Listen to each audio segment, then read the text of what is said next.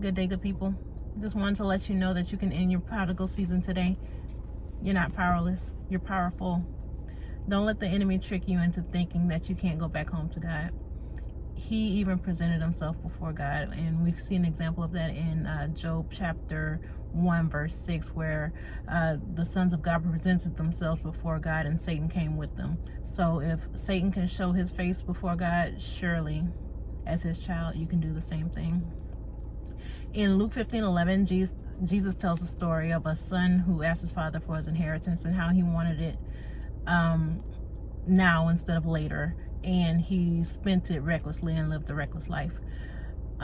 He found himself in a famine after that, and he had run out of money. He came to the end of himself, and he was hungry.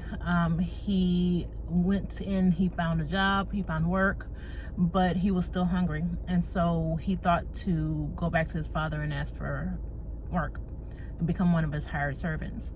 And so he was so overcome by guilt for his behavior, but he still went home to his father. And when his father saw that he was on the way home, he got so excited, and he sent for his servants to bring his son the best shoes and the best clothes, and they had a feast because he had returned home. He was so happy to have his son back.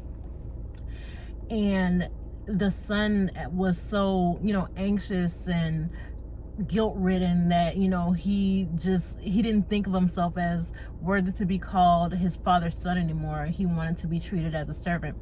But his father just validated him as his son, and he was just happy to have him back, and he was celebrating the fact that he had come home, even with everything that had happened.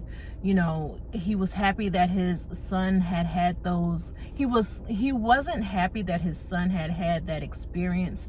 However, he was happy that that experience had driven him to realize who he was, to give his father a chance to reconcile with him and for him to come back home.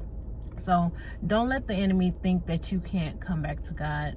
All he wants is an intimate relationship with us. You're never too far gone. He is just waiting to hear from you. He loves you so much, and he wants to be friends. He wants to be your friend, and he wants you to know that he will take care of you if you just trust him and come to him with all of your cares, all of your worries, all of your doubts. You can cast them on him, and he will sustain you. So I just wanted to drop that with you, and I hope you have a blessed day, a blessed evening, wherever you are, whatever time it is.